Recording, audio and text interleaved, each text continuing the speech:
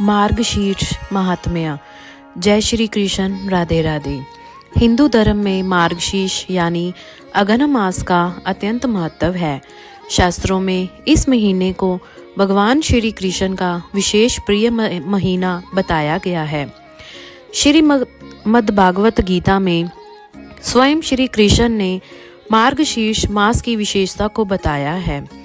वे कहते हैं, मासानम मार्गशीर्षोम, अर्थात मासों में मैं मार्गशीर्ष हूँ। इस साल अगहन माह 16 नवंबर 2024 से शुरू होकर 15 दिसंबर 2024 तक रहेगा। इसके बाद पौष माह की शुरुआत होती है। इस वर्ष मार्गशीर्ष माह के पहले दिन वृश्चिक संक्रांति भी मनाई जाएगी। इस दिन सूर्य वृश्चिक राशि में प्रवेश करेंगे। स्कंद पुराण के अनुसार भगवान की कृपा प्राप्त करने की कामना रखने वाले श्रद्धालुओं को अगहन मास में कुछ धार्मिक नियमों का पालन करना चाहिए। मार्गशीर्ष मास में दान, पुण्य, ध्यान और साधना का विशेष महत्व है। धार्मिक मान्यता है कि इस मास में पूजा अर्चना करने से भगवान श्री कृष्ण का आशीर्वाद प्राप्त होता है और व्यक्ति को सभी प्रकार के भौतिक और आध्यात्मिक सुख सुविधाएं प्राप्त होती हैं। शास्त्रों में उल्लेख है कि इस माह में किए गए जप, तप, ध्यान और दान का फल अन्य महीनों की अपेक्षा कई गुना अधिक होता है। विशेषकर गीता जयंती इसी माह के शुक्ल पक्ष की एकादशी तिथि को मनाई जाती है, क्योंकि इसी दिन भगवान श्री कृष्ण ने अर्जुन को गीता का उपदेश दिया था। इसलिए इस मास को ज्ञान, भक्ति और मोक्ष प्राप्ति का प्रतीक माना गया है।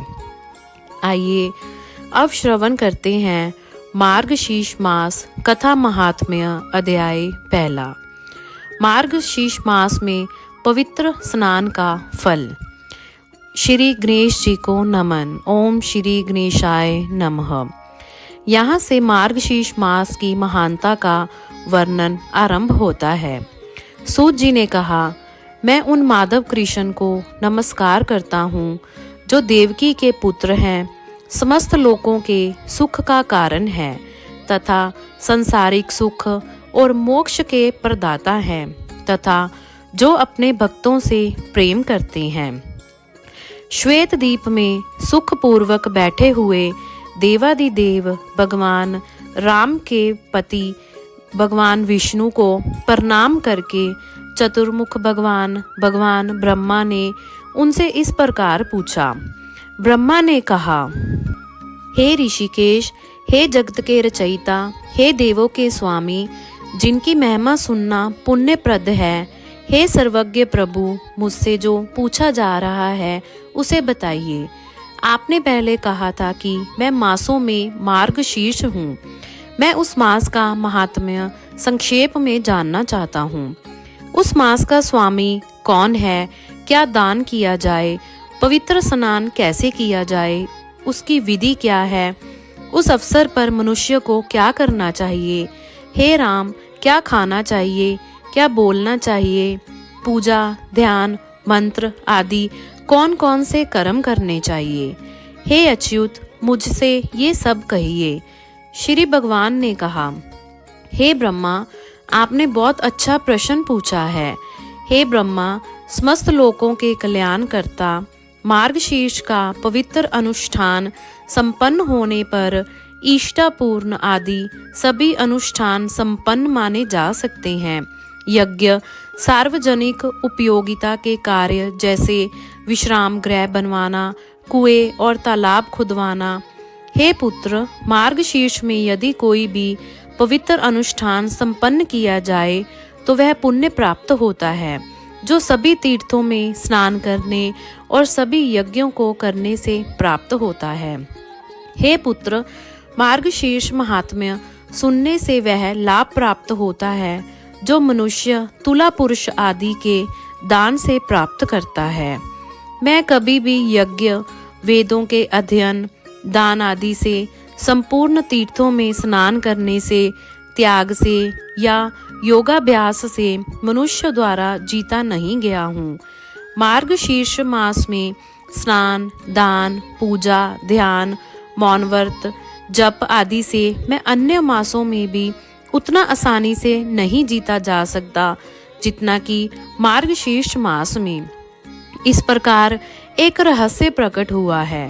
यह सोचकर कि यह मुझे प्राप्त करने का साधन है, देवताओं ने अन्य धर्म आदि की रचना की है और इस प्रकार मार्गशीर्ष की प्रभावकारिता को स्वर्ग के निवासियों द्वारा, देवताओं द्वारा एक सुरक्षित रहस्य बना दिया गया है। मार्गशीर्ष मास मुझे प्राप्त करने के लिए अनुकूल मास है। इस मास में मुझ पर श्रद्धा रखने वाले पुण्यवान मनुष्य को अवश्य ही धार्मिक अनुष्ठान करने चाहिए। जो मनुष्य भारतवर्ष में मार्गशीर्ष मास में पुण्य कर्म नहीं करते, उन्हें पापी जानना चाहिए।